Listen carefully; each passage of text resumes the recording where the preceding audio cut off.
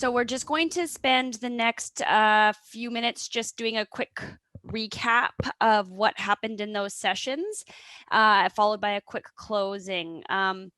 So I think I will start just giving some of the highlights from the policy session. We talked a lot about just kind of the key players in these projects. We started with a message from Dirk, who spoke about the nature of Indigenous stewardship and how he doesn't really like the term old growth forest and prefers Indigenous forest because those forests were managed for heterogeneity and health for long before settlers got here. And those forests were a lot more climate resilient and biodiverse than some of the ones we see today. And we need more holistic approaches to questions like, what do we do about carbon? It can't just be about like one simple solution. It has to be something a little bit more, addressing a lot of other needs. We had a great comment from a privately managed forest landholder who said that in talks about co-management, often he finds that those folks owning private forest lands are left out of that conversation, and that it's important that those needs are also addressed and having a more holistic, comprehensive conversation around getting these things off the ground.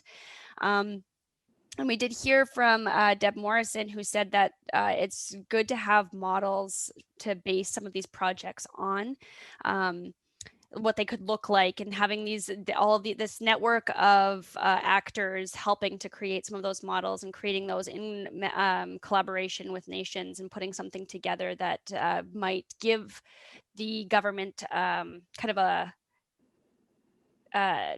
image of what these projects could actually look like. So that's kind of a quick synopsis. I'm trying to be as concise as possible here. So I'm going to hand it over to Ruth, who's going to give us a quick summary of what was spoken about in her session. Great. Thank you, Shauna. Yes, we also had a really very stimulating discussion, and important thing that we could do with starting a pilot project. And there was amazing agreement from both sides, starting with the most important thing for projects is actually to do measurements and understand what works. So that is a really important, that's an important need, and it's an important objective of these kind of projects. But they're not limited to the carbon side of things, and that they really need to be looking at adaptation and mitigation, because what's happening with climate change is that ecosystems are changing. And so what works at this moment isn't necessarily going to work at the next. And we're not even sure how our ecosystems are going to change. So the most important thing that we can do is not to come up with a model to make carbon storage the most important thing, but to identify what we can best do to increase the sustainability of our natural ecosystems, and that they'll all be very important, and that citizen science and scientists and individual projects are how we can capture that information and insight and learn as we go. So from to me, that was super fascinating message, very clear, and that really what we want to do, we focus on the whole thing. So what are the values? What are the values that we're trying to protect? And how when we do carbon projects, or we have other kinds of things that people are doing on their own properties, how well are they working? And what is their contribution? And to understand how the things we do are adding emissions, or they're actually beneficial and increasing the ecosystem stability and durability to change. So those were the really important messages. And I think in the end, what seemed to come together is that we need to be creating a network amongst ourselves, so that there's pilot projects going on and we can share with each other, we can learn about measuring and about the things that we're doing with each other, and find a means to create a community of practice, an opportunity for people to share and learn from each other. So that was and I heard that strong and clear for Bryan and for all of Transition Salt Spring. And I think, that is something that we already have a few people who put up their hands. Right, and over to Bryan for a quick summary of the international example. Yeah, it was Malcolm Penn, Bryony's brother, who works for the New Zealand government, basically providing what amounted to a cocktail napkin sketch of the regimen in New Zealand with respect to emissions trading in forests. So it was fascinating to me because, I mean, I said at the end, I mean, is this a cautionary tale for us? And I'll explain why I said that.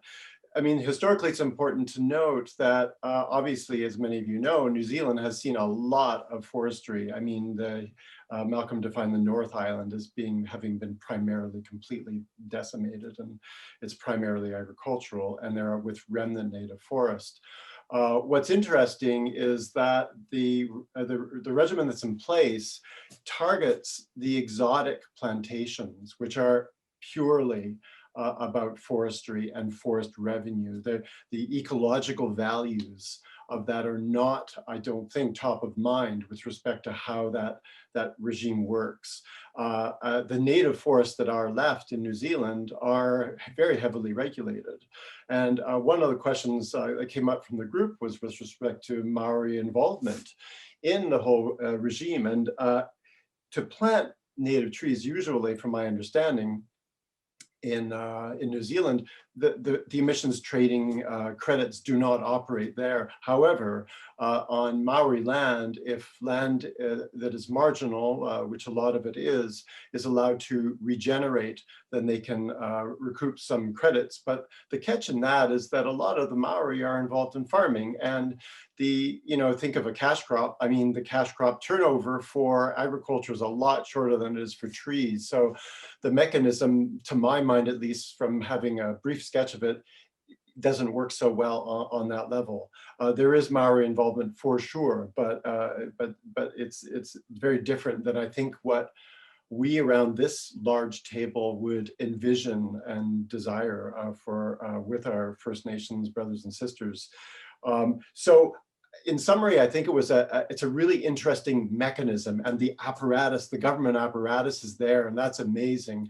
But what felt a bit imperfect to me, and I hope I'm not boulderizing the description, was that the actual targets for the policy are not holistic in their view in terms of the value streams, including ecological value streams that they want to capture. So I think I tried. I hope, Malcolm, you'll kick me under the table if I erred, but that's my best take in a few minutes in summarizing what went on in our room. Great, thank you, Bryan. That's awesome. So Ernan, if you could just pop that final slide up on the screen here. We'll move into our closing. So we just have a few minutes left.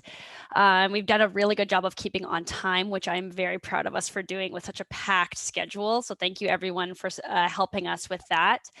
And if you're interested in continuing to explore how we can implement a civic Indigenous co-learning community and carbon stewardship pilot project in the Salish Sea, please keep an eye on your email inbox. We are aiming to send out a survey either by the end of today or the first thing tomorrow to collect some feedback on this workshop and to better understand how we can best move forward with this work.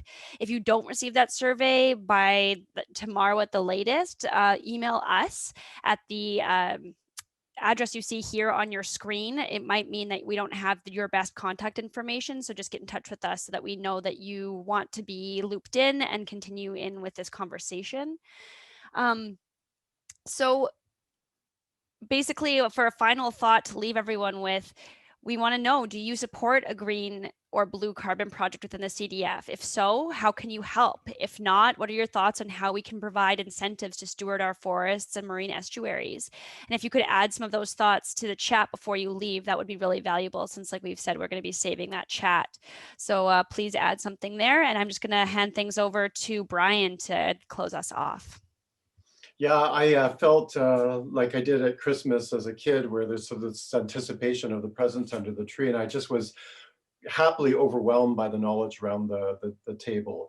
And it can't be emphasized enough that we cannot do this apart, and we really do need those collaborations. It sounds like there was a significant amount of that mingling happening in at least one of the rooms. So I'm really excited to hear the upshot of that. So to punch home the point that Shauna made, this workshop continues up until we get some response from you on the survey that we put out, because we really do need to kind of close the loop on our discussion.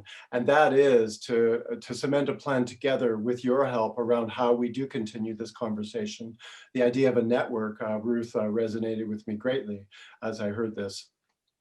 Just to say that for me and for all of us at Transition Salt Spring, that the frame for all of the activity we're engaged in, including today, emanates from this Salt Spring Island Climate Action Plan, which we're very proud of and just published a matter of a couple of weeks ago.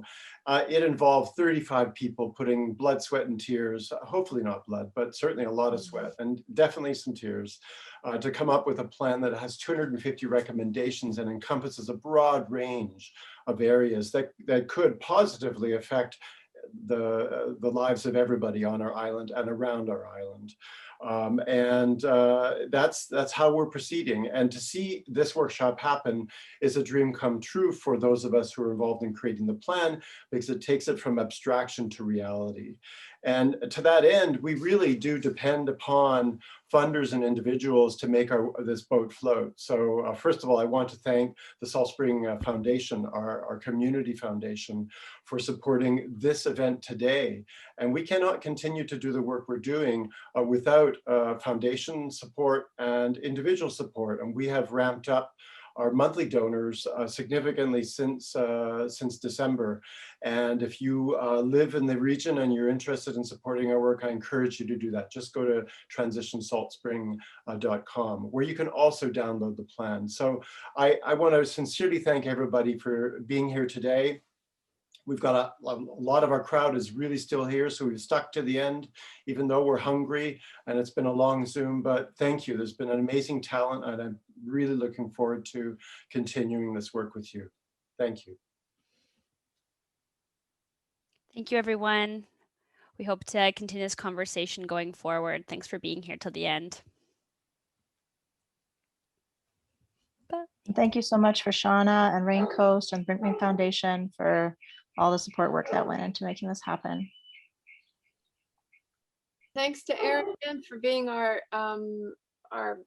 master of the Zoom, and Darlene, a calm hand. Bachelor.